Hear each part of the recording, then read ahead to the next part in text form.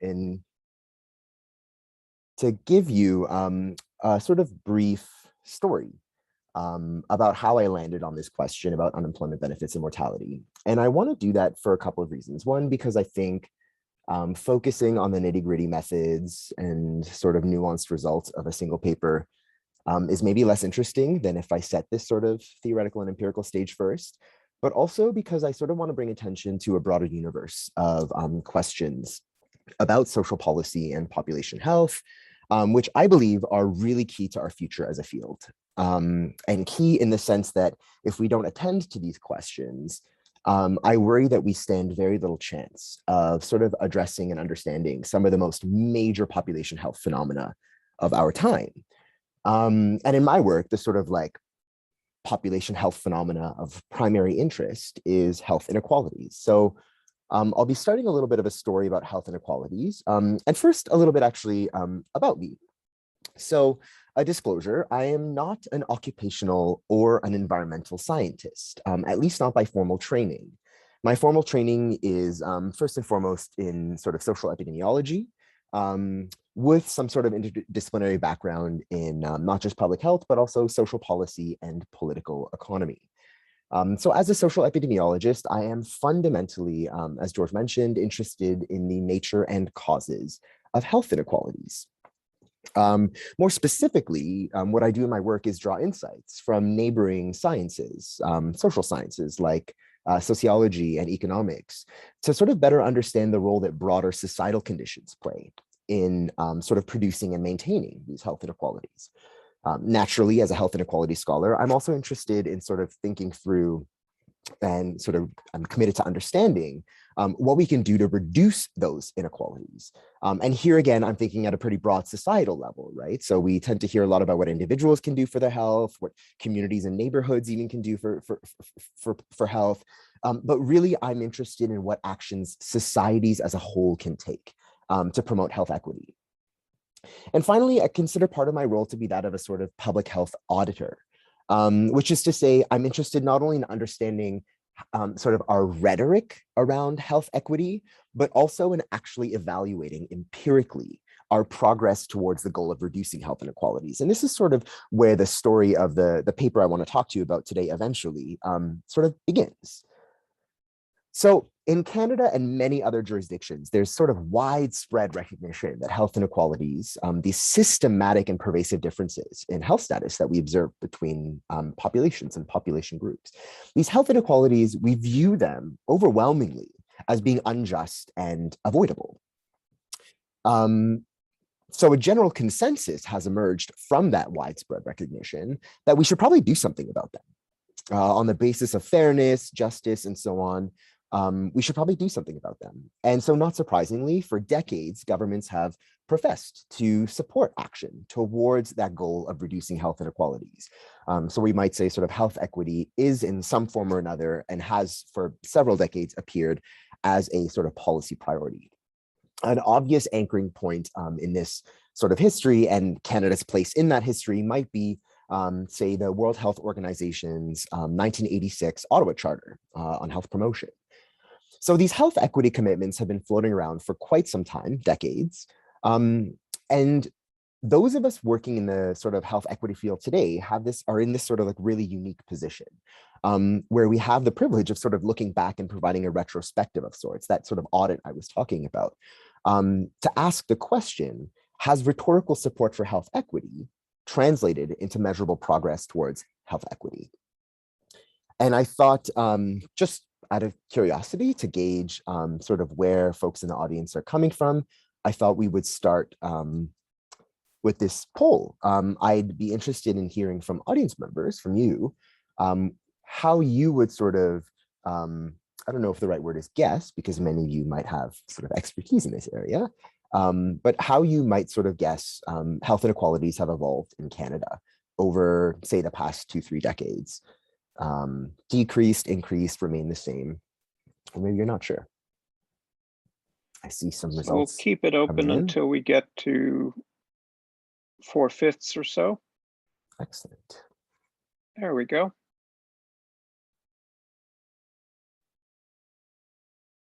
So I'm not sure Share if the you, results. if I do this, then I think people can see the results. Is that right? Okay, so we have about half of the room anticipating an increase, about a quarter, pardon me, a fifth anticipating decrease, a quarter anticipating rate. Okay, so not a sort of like out of balance sort of set of expectations. So it keeps popping up. Do anything about that. So as it turns out, recent epidemiologic audits, I really like that word, of population health tend to conclude that we've actually made little to no progress at all towards the goal of reducing health inequalities. In fact, mounting evidence is actually coming in telling us that health inequalities are getting worse over time. They're widening. These gaps are widening. Here's one example. Some work I conducted with colleagues at the University of Toronto, Ida Parni and Dr. Arjuman Siddiqui. Siddiqui being, I should say, my PhD supervisor up until a few years ago, where we essentially show this sort of startling growth in the relative mortality gap between the richest and poorest Canadians. Here on the screen, you're seeing sex stratified estimates of the sort of relative risk of premature mortality over a 5-year sort of interval, comparing lower income quintiles to the highest income quintile. And so what you're seeing is that this sort of gap, this sort of relative inequality between the richest and poorest, just gradually increasing over time. And it turns out that this is a rather familiar and well-rehearsed story, which might explain why 50% of you anticipated being told what I just told you. So unfortunately, the pattern is so pervasive geographically that it doesn't really matter where we look. So not just in Canada, but everywhere we seem to look, we seem to find evidence that the health gap is growing wider. And this story is so familiar and well rehearsed, at least in the health inequalities literature among social epidemiologists, that we're starting to move away from just describing what is happening to health inequalities towards trying to explain this phenomenon, this sort of persistence and durability of health inequalities. And one really cool thing that we can do with sort of major population health surveys, like here, some work I'm showing where we use the Canadian Community Health Survey. What we can do with these sort of routine population health surveys is ask the question, sort of, how do the conventional, everyday, routine public health risk factors that we care about, age, sex, marital status, immigrant status, education, chronic conditions, hypertension, drinking, smoking, obesity, I've listed these here, what role do they play in sort of explaining this widening gap between population groups, this phenomenon of like sort of persisting and widening health inequalities? And that's sort of the question we pursued in this paper here. And we test how far these routine public health risk factors, these things we anticipate mattering for health and therefore mattering for health inequalities, how far they get us in explaining the problem of widening work-related health inequalities. So in this paper, we essentially asked, how is the gap in the self-rated health of employed versus unemployed workers evolving over time? And what you see in the figures that in 2000, there was about a 5.2 percentage point difference in the prevalence of poor self-rated health between employed and unemployed Canadians. By 2013, by sort of a more recent cycle of the Canadian Community Health Survey, that gap had grown to about 8.7 percentage points. So the absolute gap in health, in self-rated health, had sort of widened by a magnitude of about 3.5 percentage points. And using a method called counterfactual decomposition, we sort of aim to quantify the contribution of these risk factors, these routine, conventional public health risk factors, to this sort of gap. A way to think about this is sort of a population attributable fraction, but not of an overall rate, but rather of a sort of inequality in a rate. So how much does age, sex, marital status, chronic conditions, hypertension, smoking, and so on, how much of that 3.5 percentage point difference in the gap do these factors explain? And our next poll is, I would be interested in hearing from audience members, how much of that 3.5 percentage point absolute increase in the inequality between employed and unemployed workers in Canada, these routine risk factors were able to explain. This is mostly for me, I would say, than for you.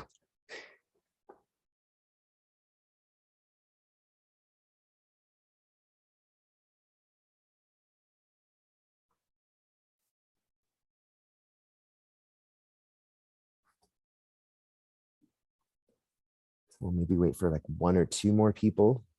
Yeah, I think so. Awesome. So we'll call this mild optimism. A majority of people thinking that we can explain with some of this broad array of sort of like routine risk factors that we measure in a population survey like the Canadian Community Health Survey. About 50% thinking that we can explain somewhere in the range of 20 to 50% of a widening gap in poor self-rated health between two population groups. So it turns out the answer is actually, oh, this keeps happening and I don't know why. Maybe because we're ending the poll. Reveal, it actually turns out that these sort of myriad risk factors that for ostensibly reasonable reasons we care about in public health explain virtually none of the widening gap between employed and unemployed workers. So something is happening such that the health status of unemployed people is declining over time relative to the health status of the general working population.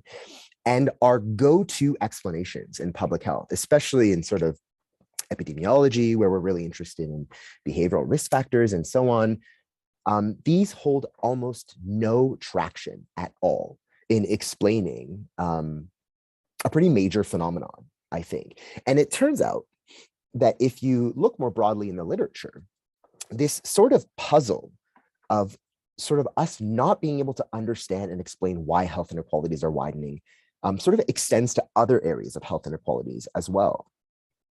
So what we're finding in the epidemiological literature is that we have a really good sense of sort of what explains why one group of people is sort of less healthy than another at a single point in time.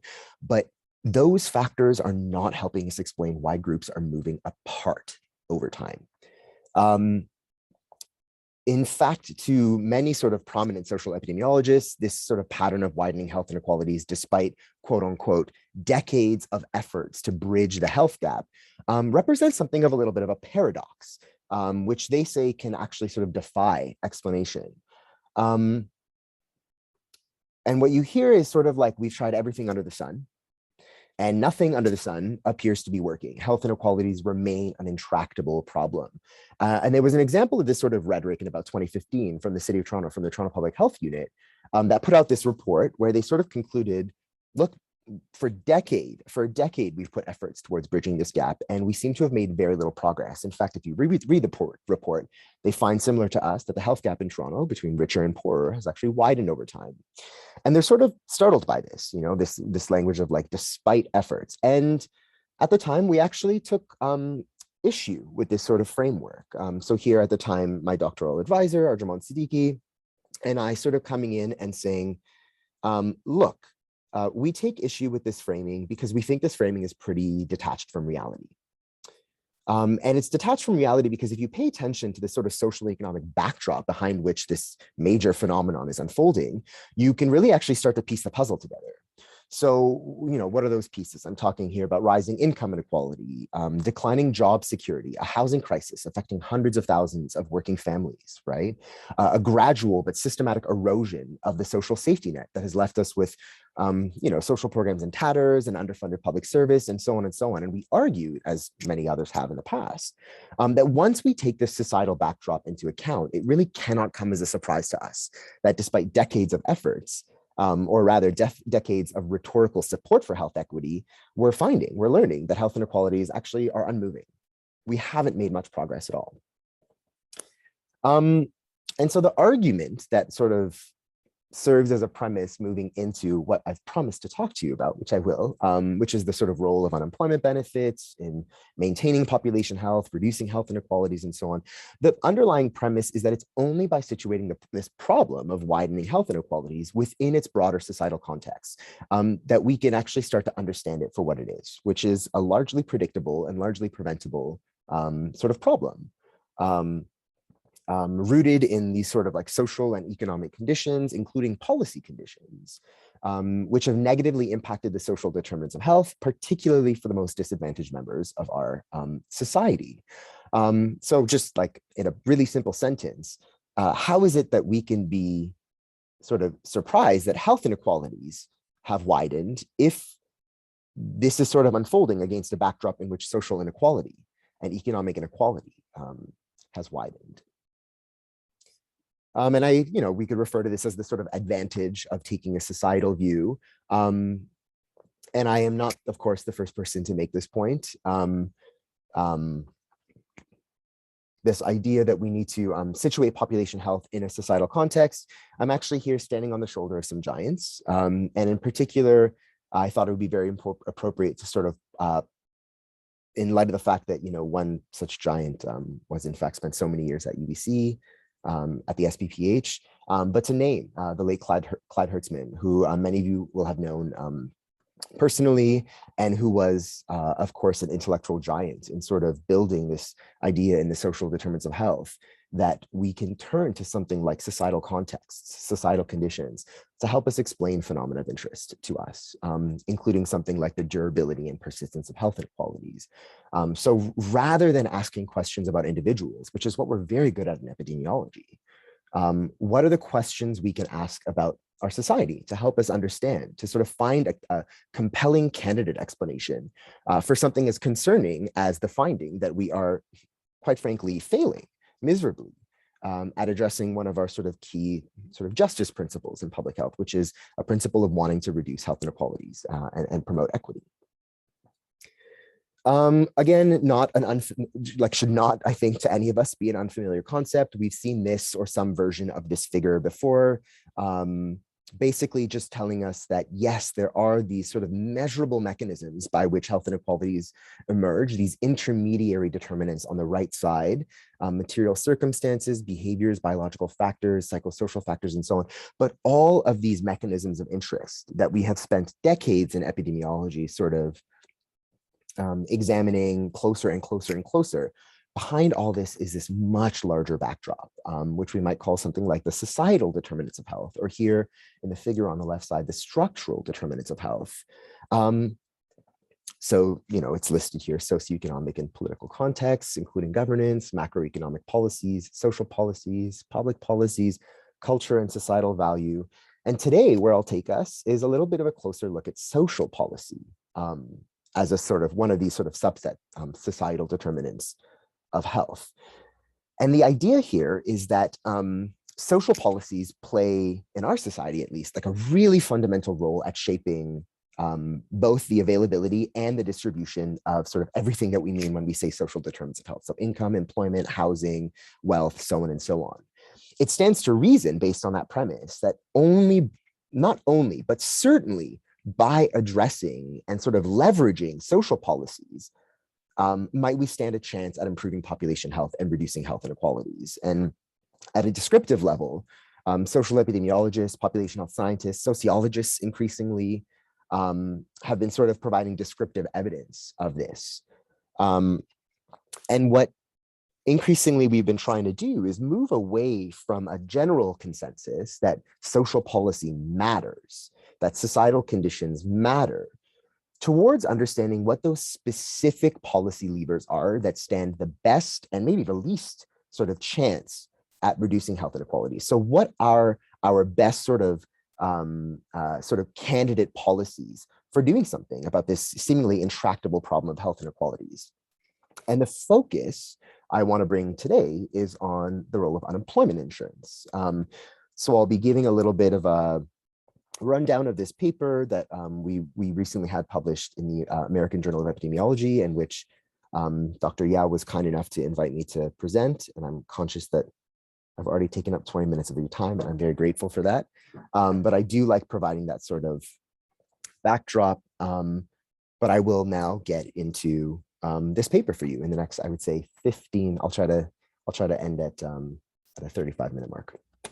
But again, our final poll, I would be curious to get a sense of background knowledge in the room about what proportion of unemployed workers you believe in Canada qualify for unemployment insurance. And let's assume this is for a moment pre-pandemic. Pre-pandemic, what proportion of unemployed workers would you anticipate qualify for unemployment insurance? I seem to have launched the poll, but I don't have any answers yet. Nor do I. Coming in.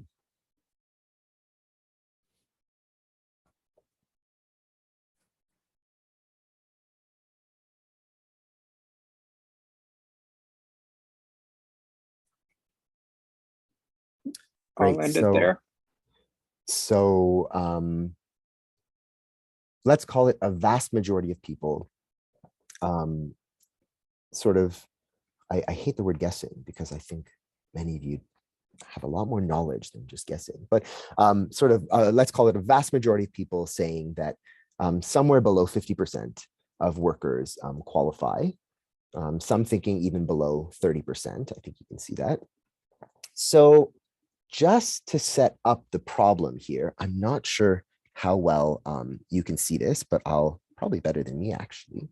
But it turns out about 42%, at least pre-pandemic, in 2018, about 42% of the 1.1 million unemployed workers in Canada were sort of eligible to qualify for EI. And of that sort of 42%, just over half, so 27% of the unemployed population was actually collecting EI. So it kind of depends what your definition of qualifying is. So at a sort of policy regulation and rules and regulations sort of level, we're looking at 42%. At the level of actually receiving, we're looking at about 27%. And I kind of want to put this problem in a little bit of a historical context, and hopefully like the threads are coming together already. But it used to be the case that most workers in Canada were actually eligible to receive EI in the event of job loss. But over the course of the past sort of 2 or 3 decades, due to a combination of both policy action and policy inaction, the proportion of workers eligible to receive EI has actually declined dramatically. So much so that most workers today actually no longer qualify to receive EI at all. And what that means is that workers are often left with little choice but to accept precarious low-wage employment as a sort of means of survival, because the alternative is sort of relying either on no assistance at all or barely any form of social assistance.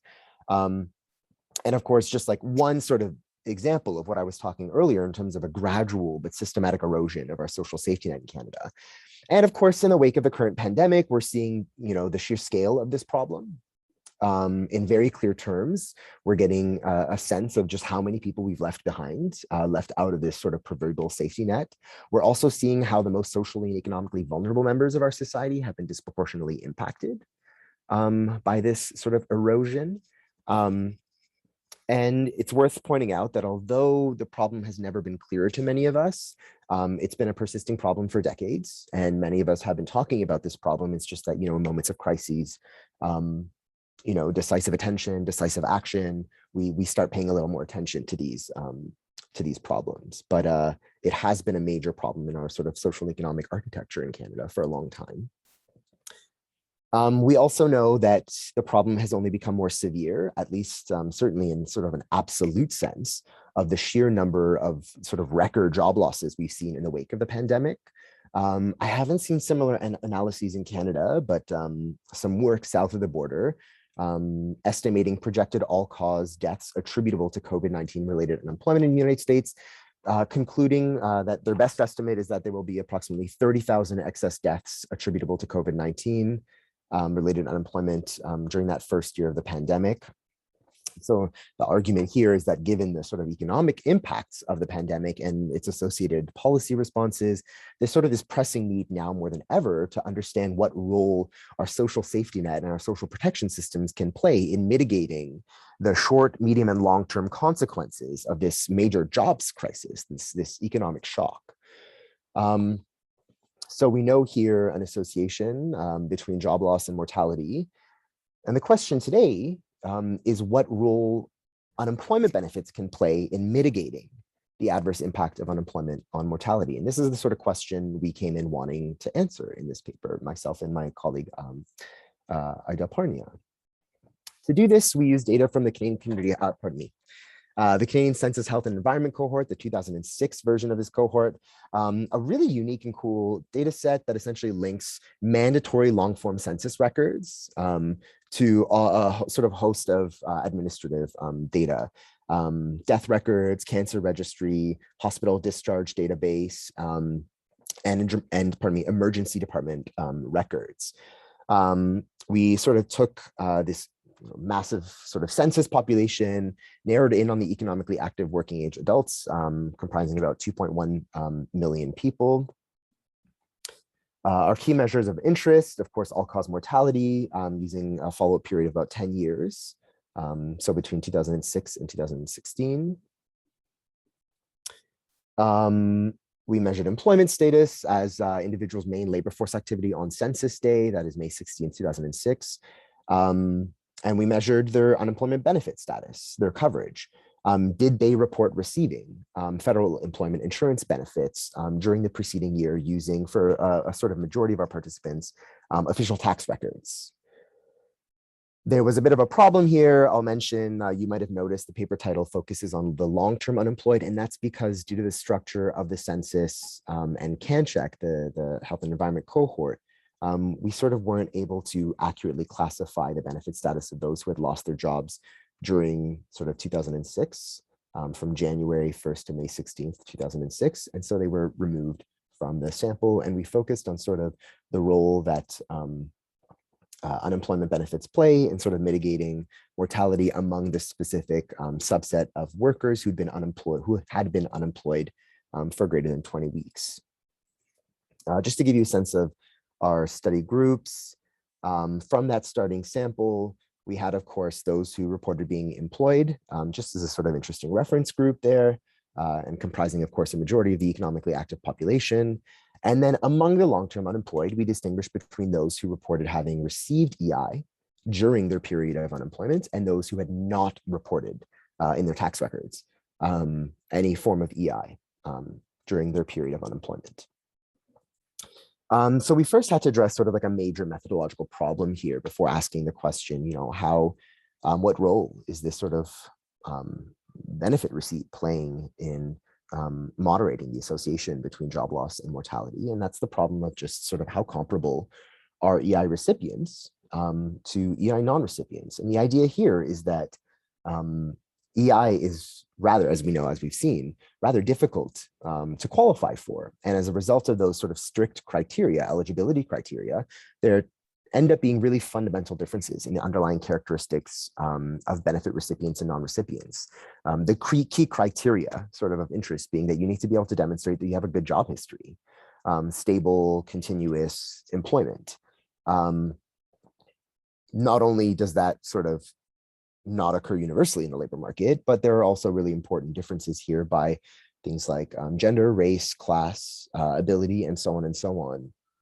And so there are a lot of factors we would want to take account of in order to be able to say, look, we're really comparing comparable groups here.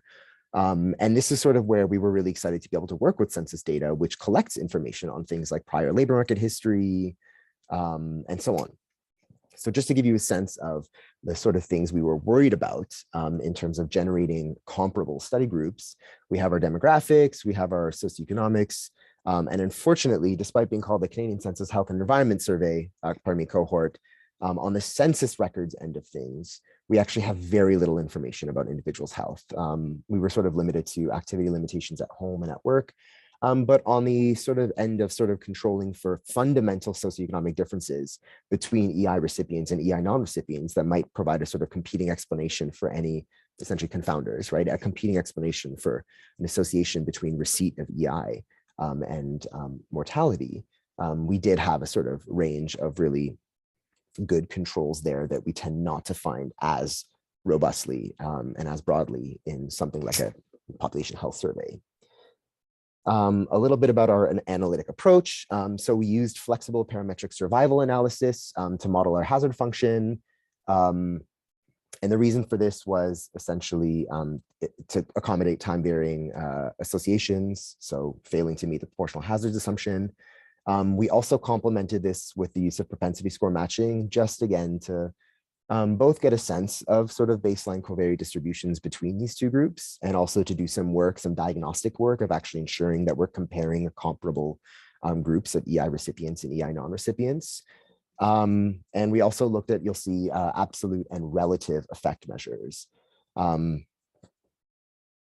getting into some of the details of the results, which I'll summarize at the end, so it's okay if you're not following every slide. But just to give you a sense of sort of probability of survival here, a survival function, looking at our 3 study groups, of course, employed people having the greatest probability of survival over time, the group with the least probability of survival, perhaps not surprisingly to most of you, being unemployed workers who did not receive EI. And in the middle there, you have our sort of main study group of interest, which is, what happened to those unemployed people who did receive EI? How did they fare compared to unemployed workers who did not receive EI? And you see that higher probability of survival, just at a descriptive level, just to give you a sense of sort of this diagnostic work that we did. Here showing you some of our sort of socioeconomic covariates and how they differed between unemployed benefit recipients and unemployed non-recipients.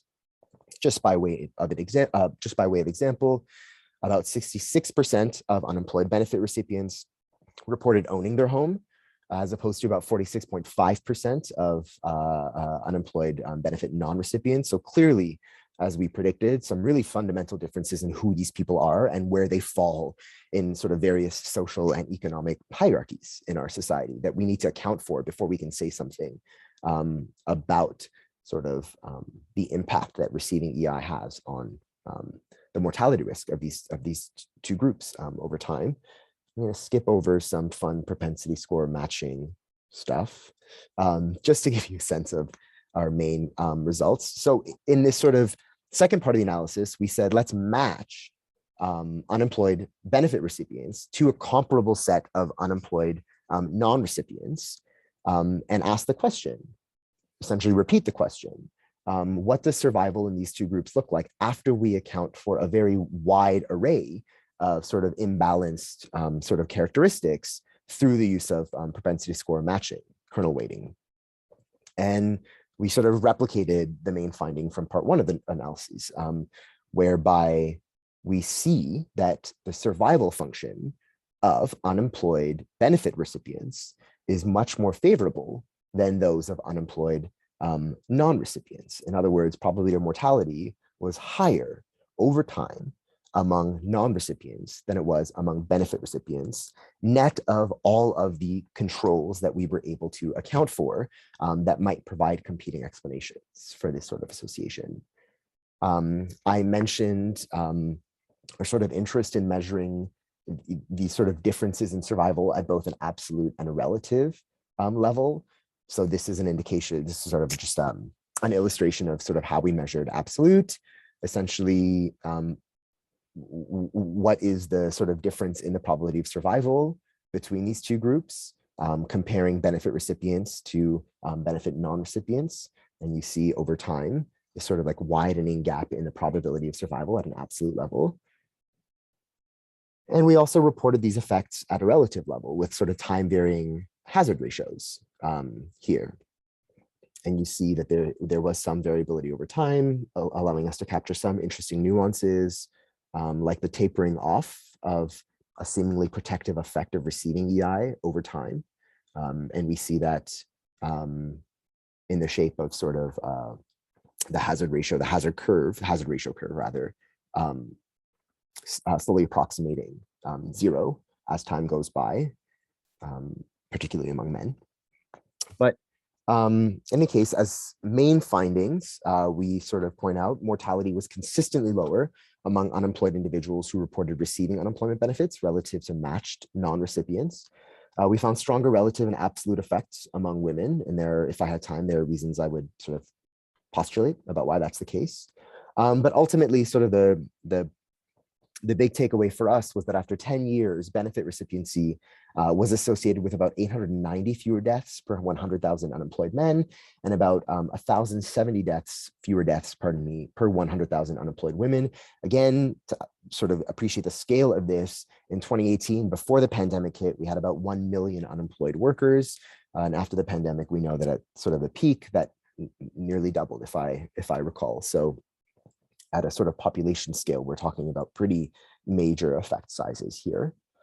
For those of you interested, there are a few plausible and related explanations for why EI, why unemployment benefits might play this really important role in mitigating the mortality effects of job loss. A material pathway, probably the most obvious one. If job loss incurs income loss, then EI sort of offsets that.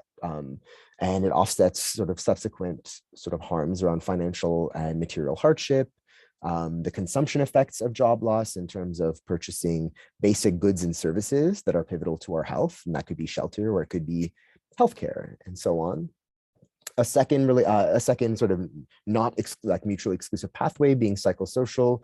We know that loss of employment incurs this sort of harm on our sense of esteem, mastery, sense of control, and so on. And it's possible, we think, that receiving EI could also mitigate the psychosocial impacts and costs of job loss in terms of helping an individual preserve their status, preserve their sense of belonging and deservedness in society, and so on.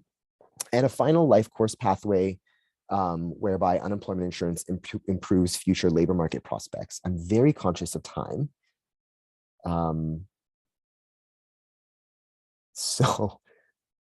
Very bad epidemiological form. I'm actually going to skip over limitations because I think there are far more interesting things to talk about here. And I think what I'll, in the 2 or 3 minutes, I'll say is just that part of the work we're trying to do here is not just repeat again, a familiar and rehearsed idea, which is that if you give people more money, you're going to improve their health. But rather, I think what we're trying to do here is say that most of the time when we're thinking about sort of major population health phenomena like lack of progress towards health equity and so on, we actually tend not to move to that sort of upstream level. And what we're trying to do with this sort of work is do the work of moving upstream and highlight a policy lever way out of reach of individual action or even the actions of sort of neighborhoods and communities and so on, a sort of societal lever that we think holds a lot of promise for promoting health equity. We also think there are like some major implications here for informing an equitable pandemic recovery. And I'll expand on both these ideas just in these 2 minutes we have remaining. And we essentially think that sort of looking at things like EI, looking at things like other aspects of the social safety net and so on, can really help us understand this emerging public health puzzle that seems to be troubling a lot of us in population health around sort of the durability and persistence of health inequalities. And, I'm thinking a little bit here about the late Tony McMichael and this idea that we've been prisoners of the proximate, and decades later, it appears we're still prisoners of the proximate because we're really good at asking questions about individuals and individual attributes to help us make sense of something like, why we're not seeing improvements and why we're not seeing progress and so on. But really what this sort of work alerts us to and signals, as others have in the past, is that we really need to be looking at broader societal contexts and societal conditions, including policy conditions, as sort of candidate explanations for things like, why are we seeing widening health inequalities between employed and unemployed workers? And the idea here is that if we are correct in assuming that EI matters for maintaining the health of the unemployed, then it is entirely plausible that the sort of gradual and systematic erosion of our social safety net, including our unemployment insurance system, might be a really compelling explanation, candidate explanation for this sort of background finding of why we're seeing work-related health inequalities widen over time. And if we had time, I'd speculate about how we can extend this to a lot of other areas of health inequalities as well, broader socioeconomic health inequalities, racial health inequalities, and so on and so on. But I'll just conclude because I want to respect your time. And I'm at the 40-minute mark in terms of my presentation. But essentially, our conclusions are in the way of sort of unemployment insurance, we think plays a very plausible role in mitigating the adverse health consequences of job loss. We know that unemployment is a persisting threat in general, but certainly with respect to sort of equity issues in our society. And that's in part due to the systematic erosion of our established unemployment benefit systems. And there is sort of strong and a strong and we think growing argument that unemployment insurance and related social policies need to figure more prominently in our efforts to address sort of major public health problems of our times, including, of course, the one I spent most of the time today talking about, which is the problem of persisting health inequalities. And I'll just leave this slide up to acknowledge my collaborators. And with the few minutes we have left, I would